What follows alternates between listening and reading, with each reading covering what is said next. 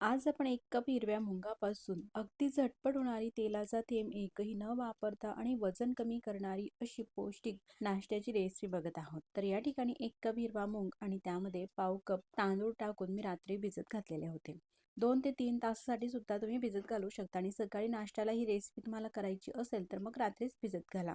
आता हे भिजून घेतलेले मूग आणि तांदूळ मिक्सरच्या भांड्यामध्ये टाकायचे आहे. त्यामध्ये 5 ते 6 लसूणच्या पाकळ्या आणि आपल्या चवीनुसार 2 हिरव्या मिरच्या यामध्ये मी टाकलेल्या आहे. सोबतच अर्धा ते 1 इंच आल्याचा तुकडा घालायचा आहे. अर्धा चमचा जिरे टाकायचे आहे. पाव चमचा हळद टाकायची आहे. थोडी आंबट चव येण्यासाठी यामध्ये 1 लिंबाचा रस टाकते.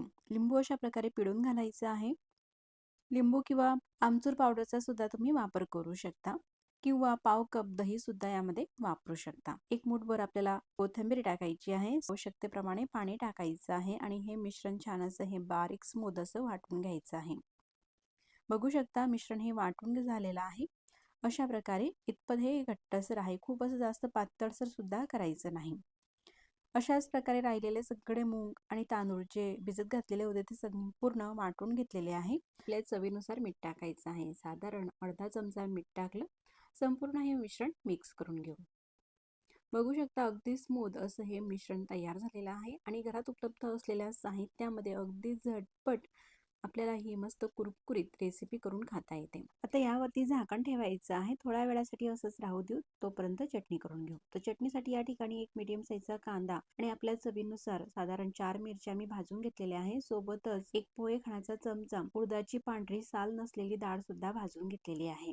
आता हे सगळं भाजून घेतलेलं साहित्य मिक्सरच्या भांड्यामध्ये टाकायचं आहे. यासोबतच तुम्ही टोमॅटो सुद्धा भाजून घेऊ शकता. टोमॅटो या ठिकाणी मी स्किप केलेला आहे. त्यामध्ये चवीनुसार मीठ टाकायचं आहे, जिरे टाकायचं आहे, आवश्यकतेप्रमाणे पाणी घालायचं आहे आणि ही चटणी छान अशी बारीक स्मूथ वाटून घ्यायची आहे. बघू शकता या ठिकाणी चटणी ही वाटून झालेली आहे. अशी सुद्धा खाऊ शकता किंवा याला तुम्ही फोडणी सुद्धा देऊ शकता.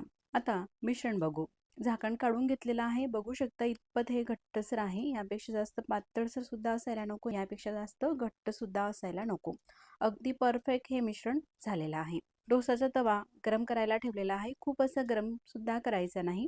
कांद्याने अशा प्रकारे तेल लावून घेते. मला सिलिकॉनचा ब्रश वापरलेला आवडत नाही गरम तव्याला, म्हणून मी कांद्याचा किंवा वांग्याचा वगैरे वापर करत असते तेल लावण्यासाठी. तवा हा जास्त गरम नाही. गॅसची फ्लेम अगदी कमी आहे. मिश्रण टाकायचं आहे आणि एकाच ठिकाणी पडी ठेवून अशा प्रकारे गोल फिरवायची आहे. तवा जर का जास्त गरम असला तर डोशाचं मिश्रण हे व्यवस्थित पसरविलं जात नाही, ते चिटकून येतं.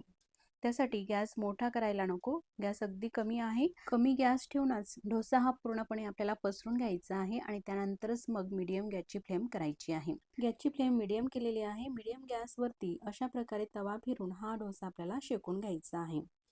बघू शकता लगेचच असा छान डोसा हा निघतो आणि डोसा सुद्धा पाहू शकता किती पातळसर आहे. अगदी आपण पेपर डोसा याला म्हणू शकतो, एवढा पातळसर असा हा डोसा झालेला आहे. एका बाजूने जरी शेकला ना तरी सुद्धा हा शेकून झालेला आहे. पण जर का जास्तच कुरकुरीतपणा येण्यासाठी दोन्ही बाजूंनी मी त्याला शेकून घेते. मस्त असा हा डोसा शेकून झालेला आहे. बघू शकता मी अशा प्रकारे राऊंड मध्ये डोशाची घडी करून घेते. मस्त असा हा पेपर डोसा आपला कुरकुरीत अगदी झटपट पौष्टिक हा तयार झालेला आहे. सकाळच्या घाई गडबडीमध्ये नाश्त्याला आपण अगदी झटपट रात्रीचे भिजून सकाळच्या नाश्त्याला ही रेसिपी करून खाऊ शकतो. मी तुम्हाला आणखी दुसरा हा डोसा करून दाखवते. चीज डोसा आपण करू. तर दुसऱ्यांदा मी तेल वगैरे काही लावत नाही. तेल न लावता सुद्धा हे डोसे छान असे होत असतात. तुम्ही घेतलेला तवा जर का नॉनस्टिकचा असेल तर, आणि जर का लोखंडाचा किंवा ॲल्युमिनियमचा तवा असेल तर मग सुरुवातीला तेल लावा आणि मग त्यावरती पाणी शिंपडून घ्या. पाणी कापडाने पुसून घ्या. पुन्हा त्यावरती थोडंसं तेल लावून मग अशा प्रकारचे डोसे तुम्ही करू शकता.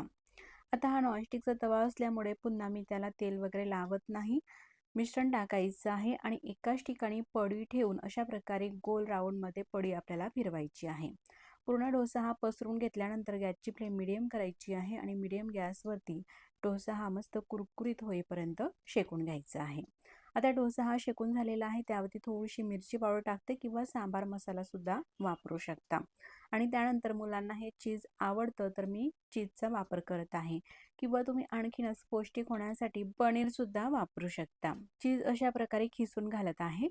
तर डोशाला छान असा कुरकुरीतपणा येण्यासाठी मूग भिजत घालताना मी त्यामध्ये पाव कप तांदूळ सुद्धा भिजत घातलेला होता. तुम्हाला जर का कुरकुरीतपणा नकोय, अगदी स्मूथ मुंगाचा डोसा हवा आहे तर मग तांदूळ तुम्ही स्किप करू शकता, किंवा तांदूळ टाकायचा नसेल तर जेव्हा आपण बॅटर हे वाटून घेतो ना त्यावेळेस तुम्ही पाव कप बारीक रव्याचा सुद्धा वापर करू शकता. आणि जर का वयस्कर मंडळीसाठी करत असाल तर मग त्यामध्ये रवा किंवा तांदूळ न वापरता फक्त मुंगाचा असा हा डोसा करून घ्या. मस्त असा कुरकुरीत हा डोसा झालेला आहे. चीज पूर्ण खिसून घेतलेला आहे.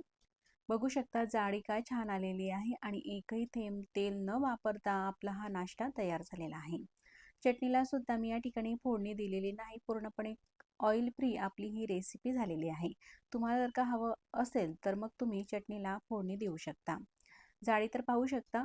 कुठल्याही प्रकारची पूर्वतयारी न करता झटपट आपल्याला हे डोसे करता येतात. अगदी सोपी आणि चविष्ट ही रेसिपी तुम्हाला कशी वाटली मला कमेंट्स करून नक्कीच कळवा. व्हिडिओ आवडला असेल तर व्हिडिओला लाईक करा. चॅनलवरती तुम्ही नवीन असाल तर चॅनलला सबस्क्राईब करा. आधीच सबस्क्राईब केले असतील तर मनापासून धन्यवाद. मग पुन्हा भेटू नवीन छानशा रेसिपीसोबत. तोपर्यंत नमस्कार. तोडण्यावरूनच तुमच्या लक्षात येईल डोसा हा किती मस्त कुरकुरीत असा झालेला आहे.